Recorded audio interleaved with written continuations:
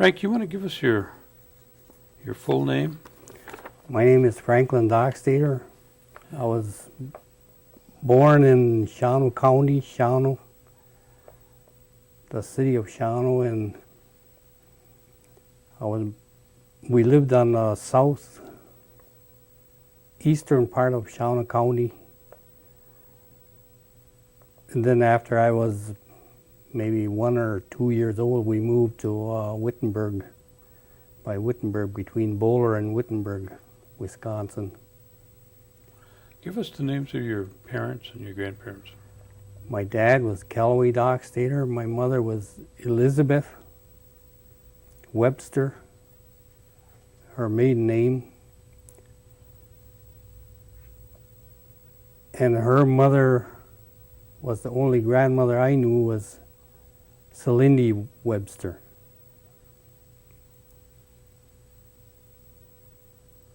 And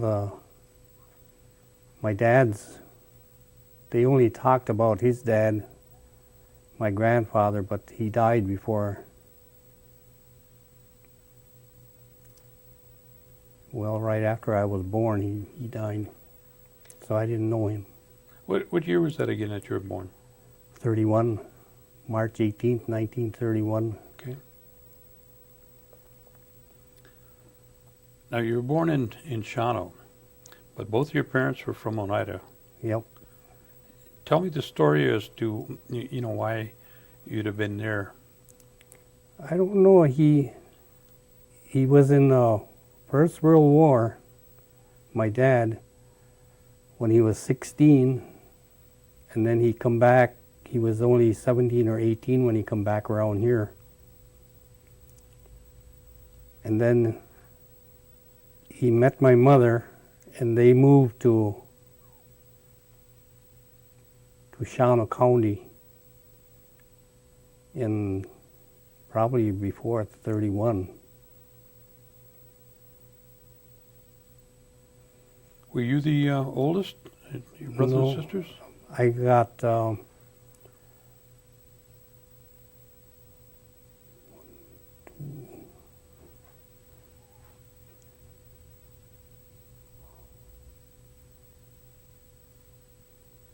there's 8 of us in our family what's left. My oldest brother was Callaway Jr., but he died in 29, I think it was. And then there's my sister Carol. She must be around 79 or 80. And then there was my brother Cleveland, my brother Bill, and there was 2 girls in between my brother Bill and my sister Betty, and they both died. And then I came along, and then my brother Harley came along, and then my sister Linda, and then Lorna, and then Marlene. Marlene, she's the youngest. Now you said your dad moved up towards Boulder and Wittenberg. Did they have family up there, or did they just move up to work, or? They moved up there. They were loggers. They were woodcutters, and that's where they moved. They found work up there. We had a farm up there between Boulder and Wittenberg. My dad had, he was a veteran from the First World War, and he got some money, and they bought a farm up there. It was about 80-acre farm, but we lost it during the Depression because we couldn't pay the taxes. So that was gone. But we lived on that farm from when I was about maybe a year to about maybe four or five, but I can remember that farm. Did you have running water and No, everything, electricity? no electricity and no running water. Everything was outside, the pump was outside. Your dad was a woodcutter, plus he had a farm too? Yeah, That's a lot of acreage, 80 acres to work at. yeah. It was a good size place. Did you have any livestock? We had 5 cows, 2 horses, a billy goat, some ducks and geese, chickens. Did they have you doing any chores while you? No, I was a little too small for anything like that, but we used to always get in their way and they'd be hauling me back to the house and putting me back in a home again. And your mother, I imagine, with that many kids, she was working at home. Yeah, she stayed at home. She used to do everything around the house what needed to be done. And Cleveland, my brother, oldest brother, then, and my middle brother, William, they helped in the barn and on the farm.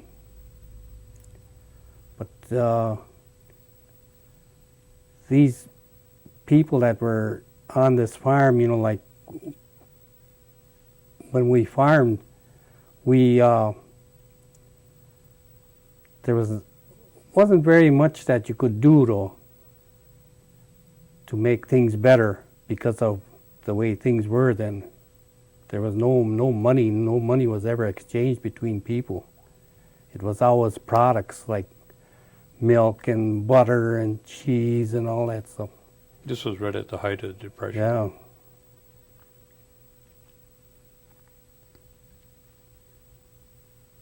What about doing any hunting or fishing? Did your family do much of that? We used to always hunt and fish, but we fished mostly for trout, and I never seen suckers until we came to Oneida. We used to come to Oneida and visit our relation here, and it used to take us all day to come from up north. You know, Model T and a Model A or whatever we had. We used to have 3 or 4 flat tires before we got here. And I suppose with the kids in the car, you know, it used to take us all day to come from up north. Now, do you remember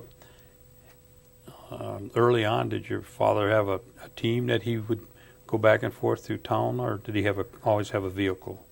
They always had horses, and in the later years then we had Model Ts. But the earlier years we had a pair of horses and a buggy he used to go to Wittenberg with. And how far away was that from your house? That was about maybe 4 miles, 3.5, 4 miles. And that's where they did the majority of their shopping? Yeah, in Wittenberg, yeah. How many other Oneida families did you know up there? My uncle and Abraham Swamp, Helen. There was Paulus's in Tagerton, Chris Johns in Tagerton, and there was quite a few people around. Did you ever hear any stories as to, why there was a kind of a settlement of Oneidas up there? They didn't like what was going on around here. That's what I I understood Oneida a little bit when they used to talk, but they never allowed us to talk Oneida because of what happened to them in them schools, what they went to, like Red Springs and in Toma, I think it was, where they sent most of these guys and these women, these girls. and they would always hit them with sticks when they ever got caught talking one night or talking their language to make them quit doing that. And they, And is that where your parents went? yeah, To my mother went to this boarding school up here in Oneida, Okay, it's by the seminary. but she went to Toma too, I think. That's where she went to school most of her life. My dad was in Toma and he ran away from there.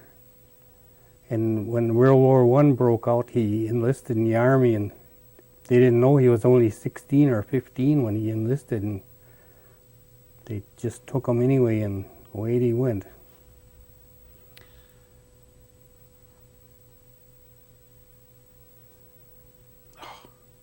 Forgot that question I was going to ask you here. I'm trying to remember. You see, we were talking about the school, and you mentioned that they told stories that some of the people that moved up there were having a difference from what was going on here. Do you remember what that might have been about? No, it wasn't what they thought was the way people should be treated, up here. And the way we were treated up there, I didn't know I was an Oneida Indian until maybe 1948 or 47, after high school. I went 2 years high school, then I had to quit because my dad was sick and my mother didn't have no income coming in. And it was just us oldest boys that worked. And I worked from when I was 16 until I retired when I was 62. And I always worked with white people. I didn't have no problem working with white people. Well, okay, you had some older brothers and sisters and then some younger, so you're about in the middle then? Yeah. When your mother must have been, like I said, busy with all the household chores, but was she a good cook? Oh yes, What was your favorite that she would cook for you? Oh, we had salt pork and potatoes and beans. That used to come right out of the garden and from the farm. We lived good. We used to even have white neighbors that would come over there sometimes to eat with us, and they'd come and sit right down. They wouldn't even knock on the door. They'd walk right in. Just like family, huh? Yeah, just like they lived there. Seemed like I can remember we used to have a bowl of grease on the table. Yep. And we had all the silverware was in some jars on the table. Jars, yep. And I can't remember what else would be there, but then they would just put a tablecloth over, The whole because thing. the table was always set. Yep. Is that the way your parents were? Yep, that's the way we used to. Whenever we got done eating, they'd gather up all the dirty dishes and everything, and then any food that was on the table, they'd cover it up with that cloth, and if you wanted anything else, you just go help yourself, whatever you need. What about corn soup and cornbread? Did they have very much of that? We used to, my ma and my dad used to have that corn all the time. They'd plant that corn. They'd plant it with squash. And I don't know why, but that stuff used to come up and you'd get the best corn, and the squash would be right with the corn. And they never weeded it. I never went out there and weeded nothing, no garden or nothing. But that squash and everything used to eat the weeds right up or something. I don't know how they ever done it like that. What about other projects that your mother might work on, like maybe making baskets or rugs or sewing a lot, or No, she never made no baskets. We used to have, we lived up amongst the Menominee, Stockbridge, and the Winnebago, the Ho Chunk, now what they want to be called. But the Winnebagos, when we wanted any baskets made, we'd get them the ash, the black ash, and get them all the stuff they wanted, and they'd make baskets for us. Whatever we wanted, they'd make it. No money was ever. We give them the material, they'd give us the baskets. now why would you use black ash? That's what the Winnebagos said to use. They wanted that black ash.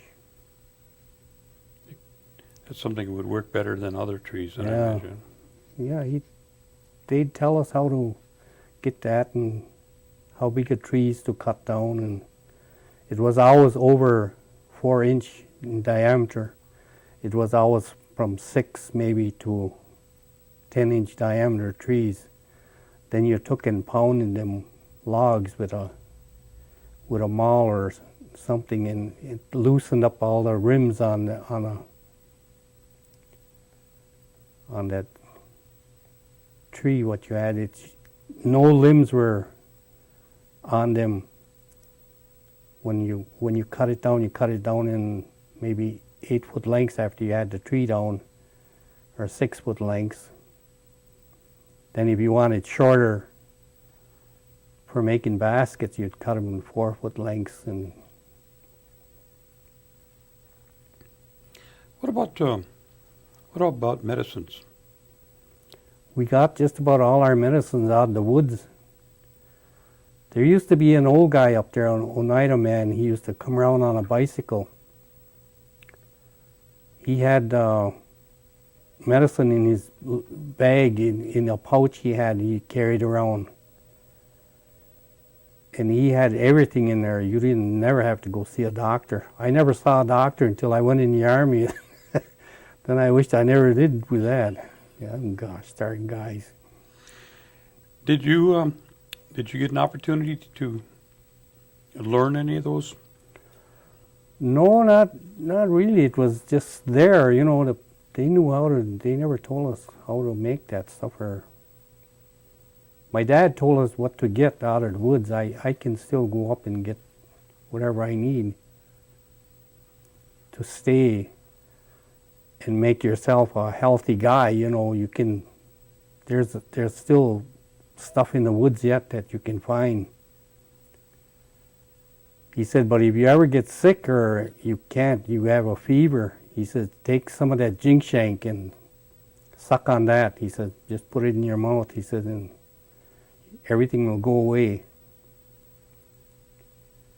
And he used to tell us what to look for in the woods, and he used to take us along with him, and we'd go stumbling along behind him in the woods, you know, to get that medicine. And he showed us a lot. Is there any particular place you'd find this, what'd you call it, chink-shank? It's A swampy area? Or dry no, area? it's on the highlands and hardwood trees. Yeah, all the hardwood trees got that.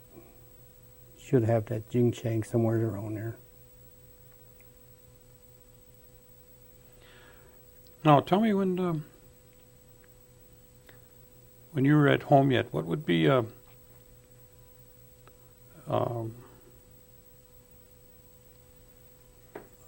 normal Sunday? A normal Sunday would be like a newspaper, you know, like now. We didn't have no newspaper.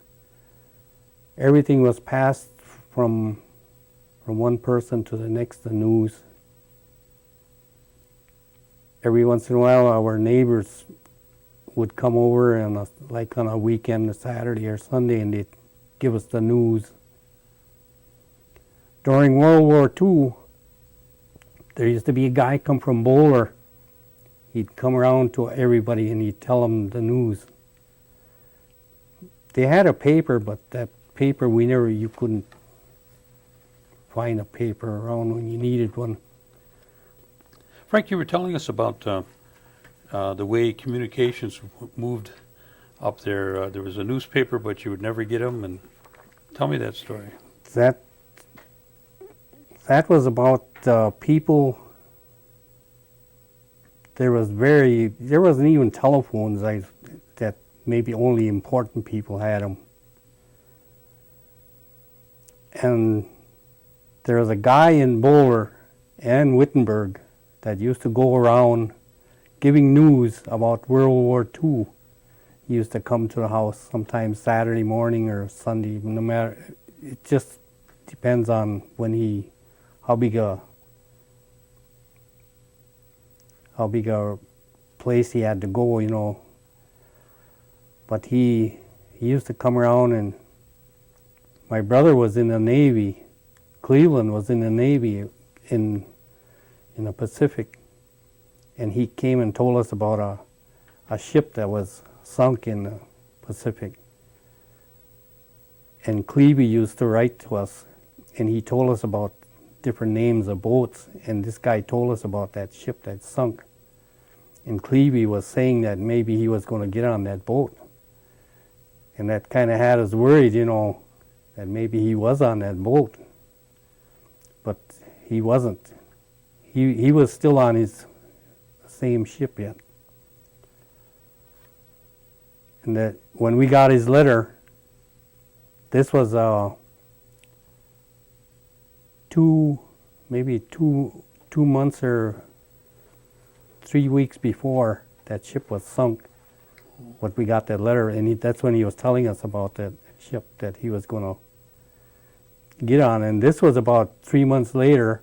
This guy came along and told us about that ship that sunk. And, well, did a lot of worrying. Yeah, we didn't know for sure. But he came out all right. He's still here. Yeah, he came out with a few gray spots on his head, but he's all right. Where did your parents go to church? They went to church in a Lutheran in Wittenberg up there, and it was north of Wittenberg. There was a church. I went to that Lutheran school up there. Every June I went up there for a whole month, and I stayed right there.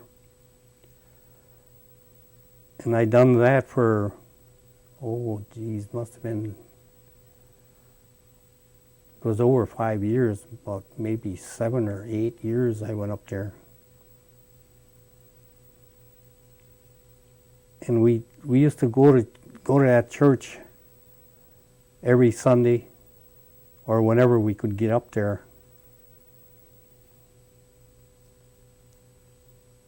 That Reverend Sealer, the one that used to be the minister up there, he used to like to hear the Oneida sing. And they'd sing in Oneida up there, and then even the Winnebagos used to sit back there, and they'd just sit back there and listen to them Oneida singers. Do you remember any of their names that were singing? It was my dad, my mother, Abe Swamp, Helen. There was,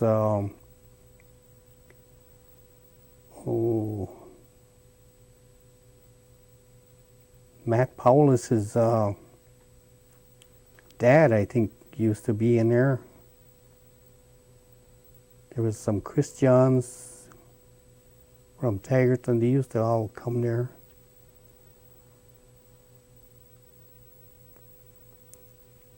Oneida singers, I never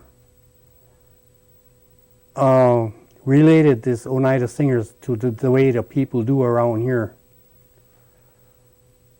I related them to people that like to sing the Oneida songs and hymns, but here they seem like they want to be singing it at funerals all the time, and that's not what that's for. that's to be singing anytime. You can sing them songs anytime.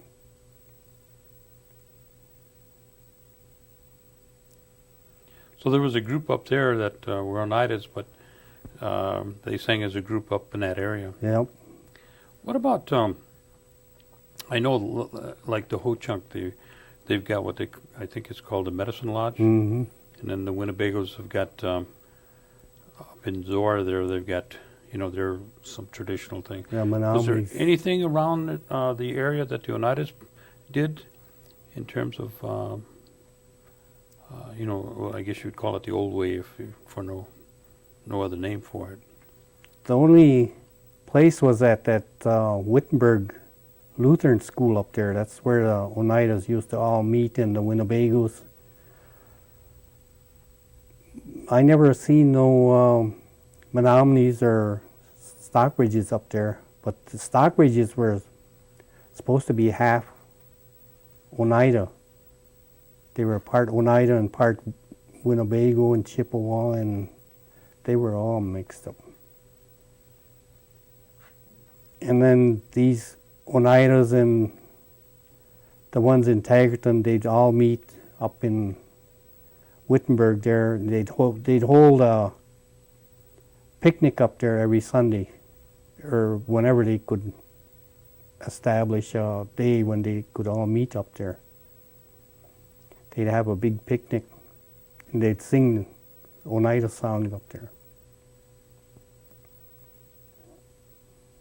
Then we'd have our Sundays picnics up there on end of June is when they'd all get together. Everybody would get together, and we'd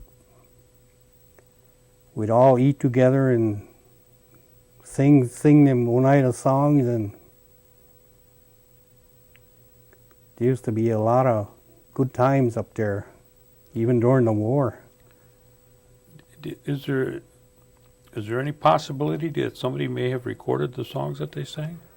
No, I don't think they had anything to record. Yeah, So, too bad, because I'm sure that Yeah, they probably sing them a little bit different than they do here, yep, and there's probably a lot of them that were lost. it's all gone. Yeah. Because that era came from maybe when them people were younger and their parents. And that's how far it went, just to them. It went to these, like my parents, but there was a lot of things, like you say now, some of these people could turn into animals, and that was probably true in some places around here. They had that. I think that was one of the reasons my dad left from around here. He didn't like the way they done They things. did things, huh?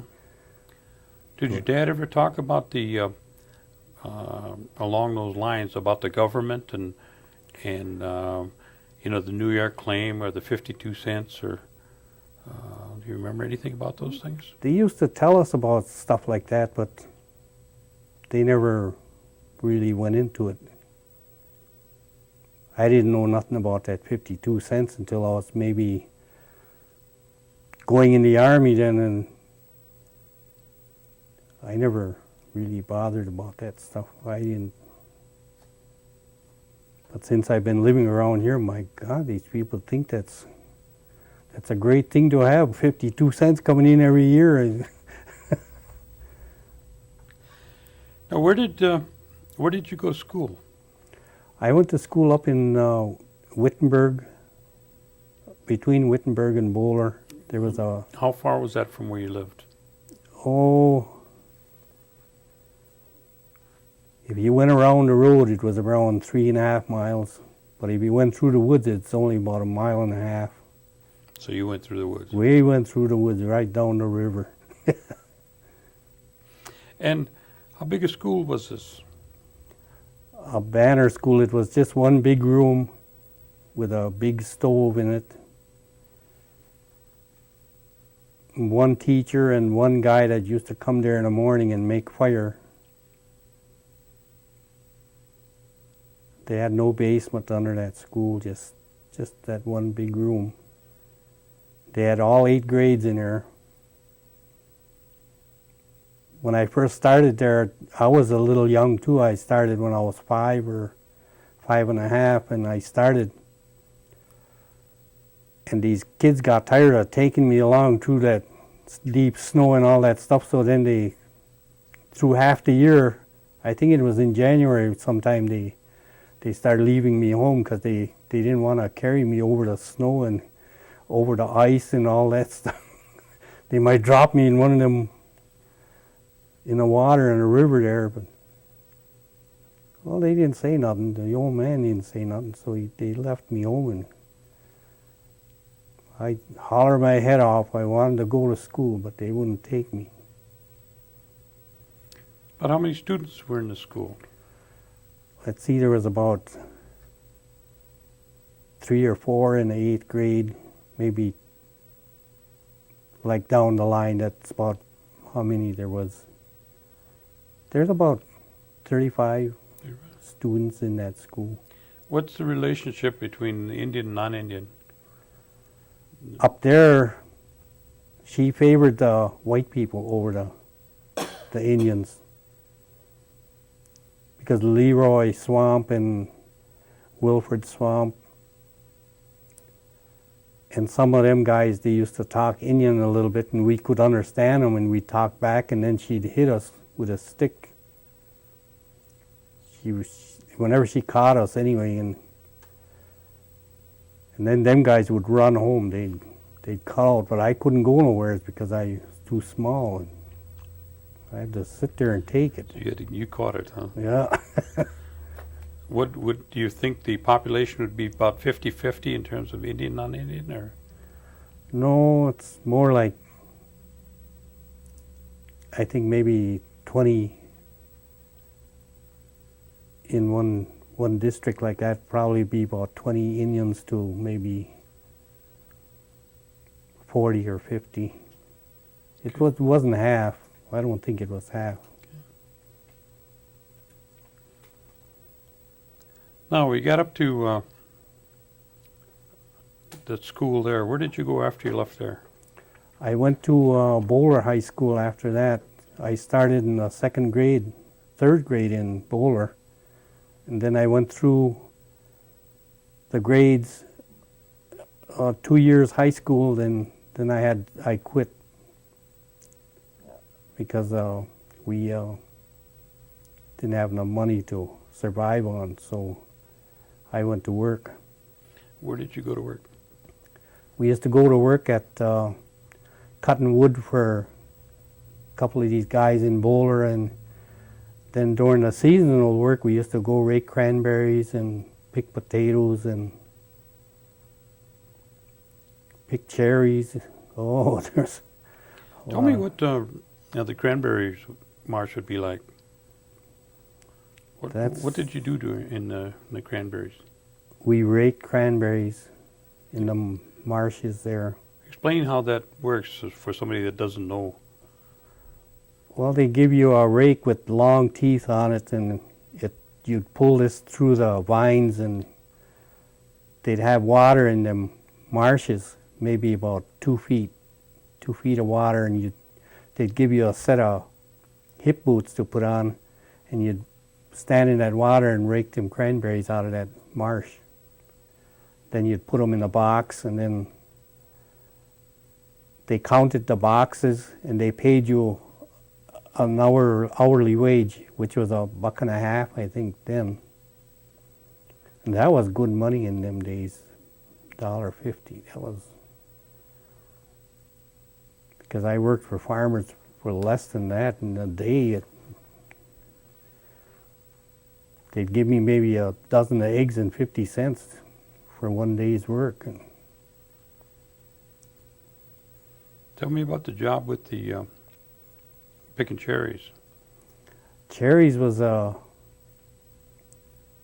good job too. If you know how to pick cherries, you'd have to. There was a little skill to that.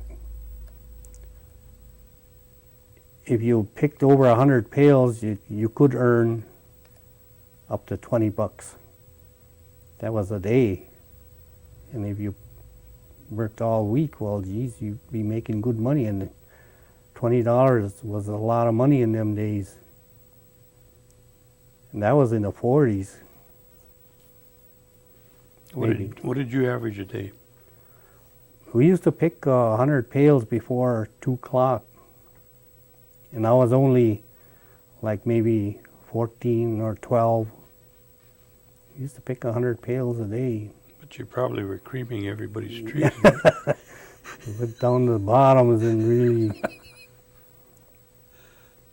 There was a lot of Oneidas went up there?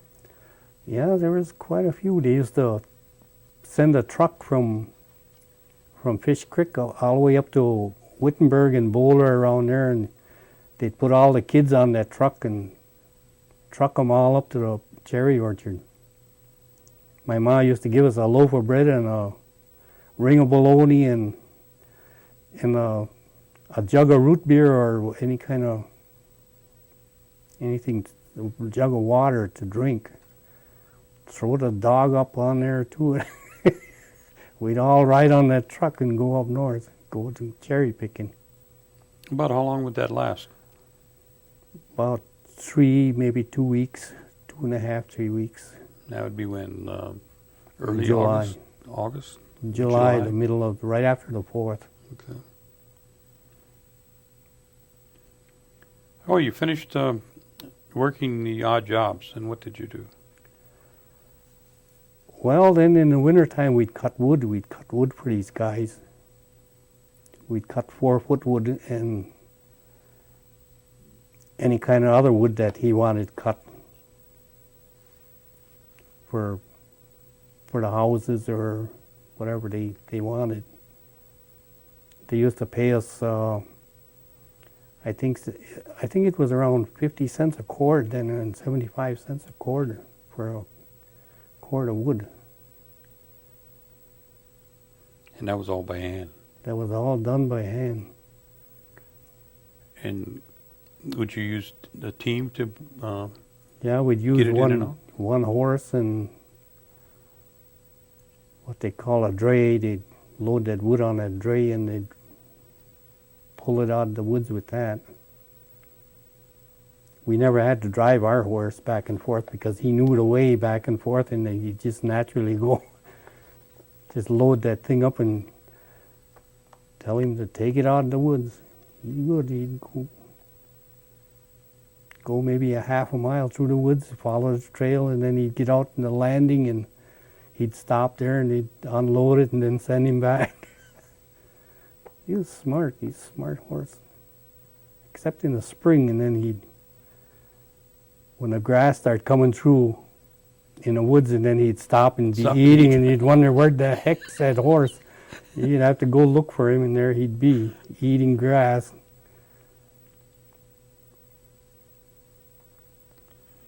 Or was it too long after that you went into service? I went into service in 51, and I got out in 54. Yeah, that service was something else again. Would you tell me what branch did you go in? I went in the Army. In Shawano, I enlisted in the Air Force for 4 years. They sent us down to Milwaukee on a train. We got off there. They took us to the place where they give you the examinations and everything. And we signed our names and we took the oath. And he says, "You are now in the Army." I said, "What?" I said, "We signed up 4 years for the Air Force. We were supposed to be going to Texas." He says, "No, you're going to Michigan." He said, "The enlistments are frozen." He said, you're now in the Army for 3 years. Oh, for the love of Pete. Who was with you? Mike Antone, him and I enlisted together. Did he go to Michigan with you? Yep, he went to Michigan with me. Where was, what camp was that? Did they have a... Fort Custer, Michigan. Fort Custer? Is that where you did your basic training? Yeah, we took our basic in the snow up there. 2 or 3 feet of snow. My God, trying to teach somebody how to march in that kind of snow is. Where'd you go from there? Went to Chicago, and then we went to we were in the 75th AAA Gun Battalion, and they had different batteries out there, and we went to Chicago, and then we were supposed to protect Chicago from any attacks. And then I went to 5th Army headquarters, and I worked in the office there for a while till I got out. But boy, are these people. So you served most of your time around the Chicago area? Yeah, around Chicago and Michigan. When did you get married? While you were in there or after you come out? When I was still in yet, in 54.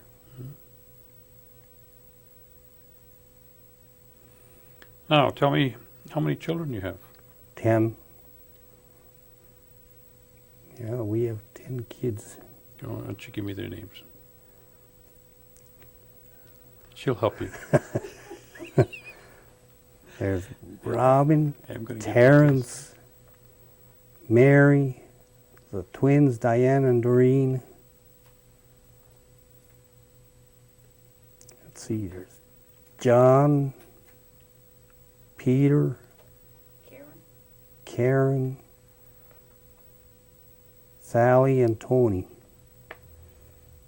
And how many grandchildren? 21 or 22. 21. And 3 great-grandchildren, right? And 3 great-grandchildren, and another one on the way. And 1 in the oven, huh? Okay. Now, when you came back from the service, you were married though, but you moved back into the area after a time? In What year was that? 54, we moved up here in 55. And I got a job with this Acme Tree Surgery, and then from there I went to the stevedore. I was a stevedore for 5 years, and then I went from there. I worked for Polly Cheese for, 12 years? Somewhere around there. I quit there in 79 or 78. And then I worked for the tribe from 78 on until, off and on, until 93. What kind of work did you do for the tribe? Oh, we done maintenance work, and I was on the commission board for 3 years after I retired.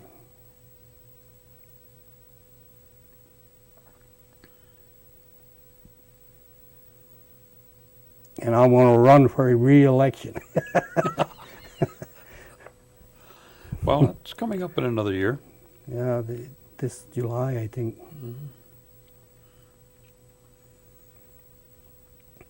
So you work for the tribe, and what is it like in the maintenance department?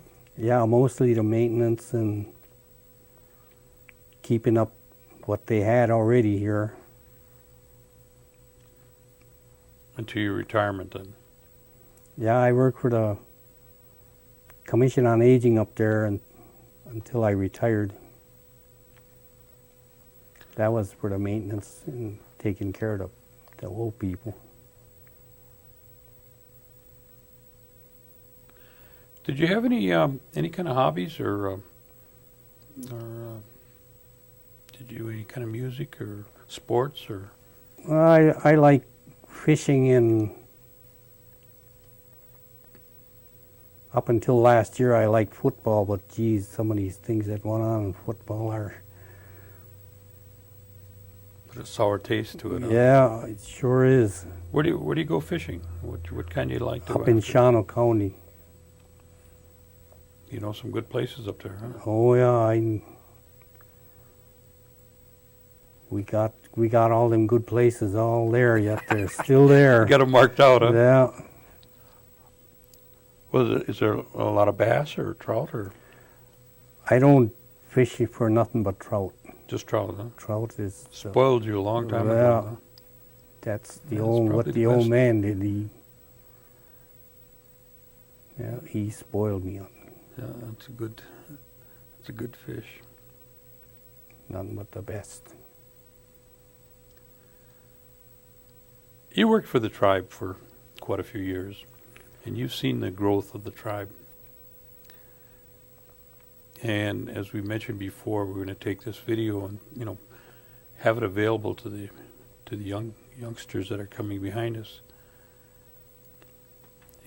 What would you recommend to these young people if you had the opportunity? Hopefully, you'll have the opportunity with this video. With the tribe now, it should be coming around that these kids should be getting their education. I know it's been said a lot, but I mean, if you need a education, you're the only one that can do it. And they got the money now and they can send you. If they don't, there's something wrong with this administration that's in there now, which can be straightened out. What are some of the things that you feel might be to the tribe's advantage that could help and make some change? What areas would you kind of outline? I would say the administration, what they have in here now is only for the money. They're taking a lot of the money and they're not putting it into a use of what they should be doing with it.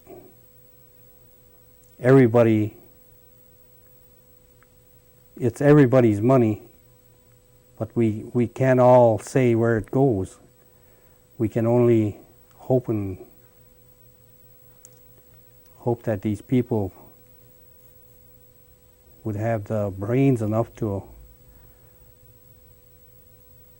make it so on where this money goes. What they're doing to us now isn't what they're supposed to be doing. I think it's getting out of hand.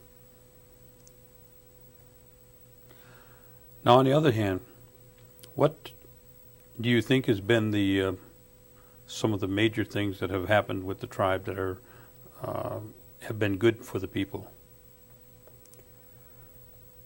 These people that come back from wherever they were when this tribe was broke and everything, they came back when we got the money. And these people are influencing, I think, other people, their own relation, into doing what they think. And it's all influence, I think, what they're doing. They're putting money where it's not supposed to be and taking money when they're not supposed to be taking it. It's just something that elections can do a lot for this tribe.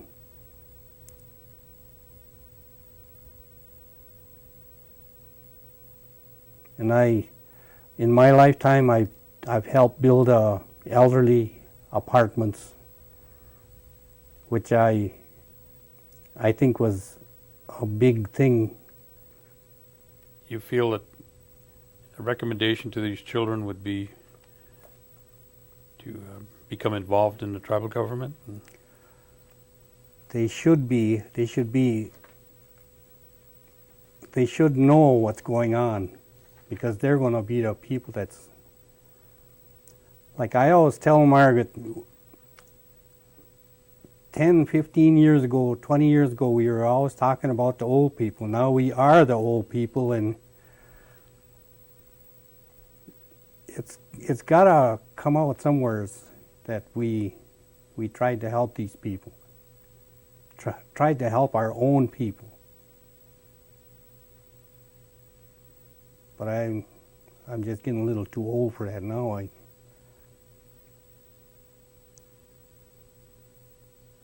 I can't help them guys no more what they're doing. They should know what they're doing, really. Okay.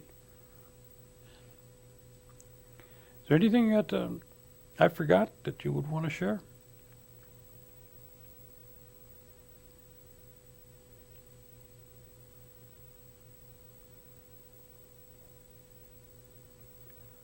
Just that election time is coming, and I hope the people can make a good choice.